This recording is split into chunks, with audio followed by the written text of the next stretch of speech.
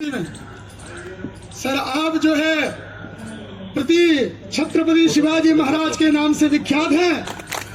छोटे छोटे बच्चे आपको इसी रूप में देखते हैं और हम चाहते हैं कि यहाँ से जाने के बाद में आप दिखा दीजिए कि हम छत्रपति शिवाजी महाराज के वंशज हैं और उनके हम जिस प्रकार से कहते हैं छाया है, उनके हम यह एक प्रकार से हम उनके वंशज होने के साथ में उनकी आगे वाली पीढ़ी को बनाने वाले आज के सबसे बड़े योद्धा हैं।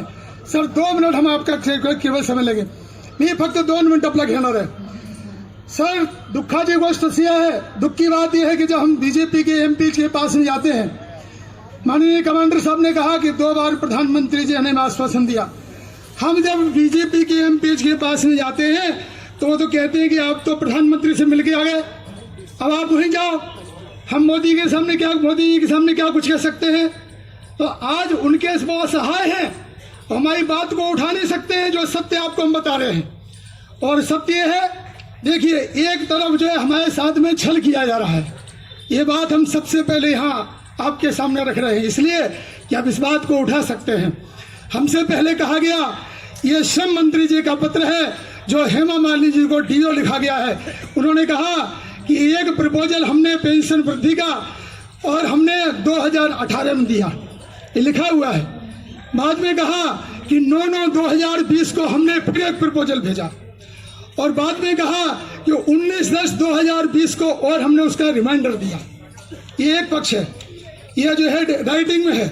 और दूसरा हमारे श्रम राज्य मंत्री संसद में स्टेटमेंट दे रहे हैं, there is no proposal to increase the minimum pension under EPS. ये बताइए, ये केवल हमारे साथ में छल नहीं है, ये संसद के साथ में छल है सर। इसको आप जो है बताइए। हम बहुत दुखी हैं, इसलिए हम लोगों ने निर्णय लिया है कि अब हम आंदोलन पे बैठेंगे और अपनी जान दे देंगे, लेकिन बिना पेंशन लिए वापस नहीं आएंगे। ये 2 कागज आपको हम देते हैं, कमांडर साहब से रिक्वेस्ट करते हैं कि माननीय कॉलेज साहब को दें।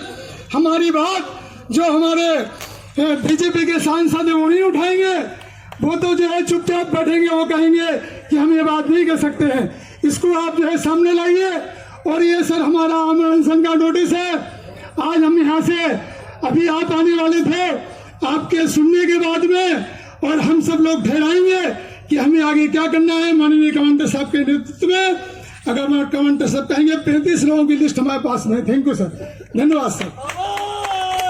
आप सर हमारा काम कीजिए, आप हमारा काम कीजिए। हम महाराष्ट्र में आपके कंधों को बिठा के आपको पूरे महाराष्ट्र में घुमाएंगे, ये हमारा संकल्प है सर। Thank you sir.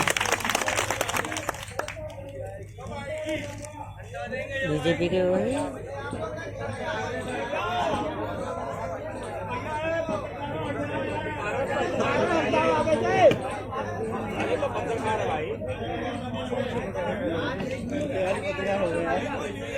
आदरणीय कमांडर साहब, सिंह साहब, आप सभी मान्यवर, आप सभी बुजुर्ग, आप सभी को मेरा सादर प्रणाम। ये जो ईपीएस 95 का जो मसला, ये बहुत दिनों से आप इसके लिए आंदोलन कर रहे, धरना दे रहे, लेकिन बार बार होने के बावजूद अभी सिंह साहब ने जैसा कहा कि आदरणीय प्रधानमंत्री जी ने आपको 2 बार आश्वासित किया, तो मुझे लगता है देश के जो 75 लाख से ज्यादा ये जो आबादी है जो ईपीएस के इंतजार में है, ये आबादी मैं माध्यम कर्मियों से, उनके माध्यम से ये पूछना चाहूंगा आदरणीय प्रधानमंत्री जी से कि आप रैलीज में, सभाओं में भाषण देते हैं कि आपकी गारंटी पे भरोसा है, देश को भरोसा है, तो ईपीएस वाले इन लोगों ने आपका क्या नुकसान किया कि आपकी गारंटी इन तक नहीं पहुंच पा रही है? ये सवाल आदरणीय प्रधानमंत्री जी से बनता है। अगर महज 1171 रुपए में कैसे गुजारा होगा? जो महंगाई बार बार बढ़ती जा रही है, दवाइयों का खर्चा और पेंशनर होने के कारण इनको कोई भी सरकारी योजना का लाभ नहीं मिल रहा है। ये मुद्दा हमारी फ्लोर लीडर आदरणीय सुप्रियाताई सुले ने इस सेशन में भी उठाया।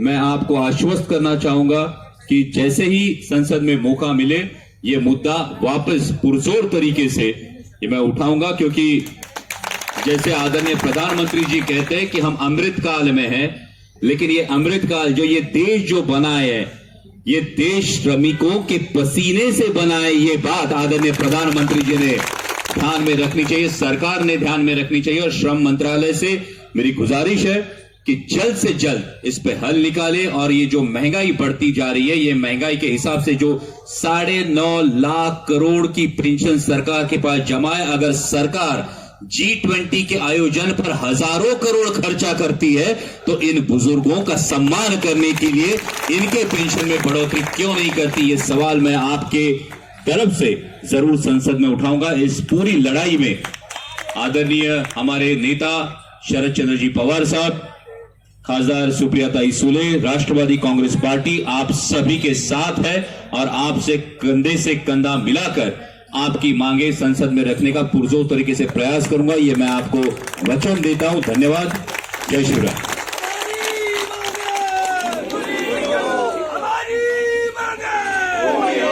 क्या लगता है सभा स्थान से विदा हो रहे हैं। तो ये लड़ाई पेंशनर्स सब लोग बहुत जो है खड़े सालों होकर से लड़ उनका रहे, बार स्वागत बार करें, लड़ सम्मान रहे। करें। खुद स्वयं और आदरणीय प्रधानमंत्री जी ने सम्मान 2 करने बार के बाद आश्वस्त उनका करने के बावजूद भी इनका मसला अभी आगे का तक सूत्र हल नहीं हुआ है। संचालन तो देश ये हमारे जरूर माननीय जानना नायडू साहब चाहेगा करेंगे, उससे कि हम प्रार्थना आदरणीय करते मोदी हैं। जी की गारंटी पे जब देश को भरोसा है तो पेंशनर्स को जो उन्होंने गारंटी दी थी वो गारंटी का क्या हुआ, ये देश जानना चाहता है। और ये महज 1171 रुपए में इन बुजुर्गों का कैसे गुजारा होगा, ये भी मुझे लगता है कि राजनीति से परे होकर मानवता की दृष्टिकोण से सरकार ने अहम इसे प्राधान्य देना चाहिए और इनका हल निकालना चाहिए।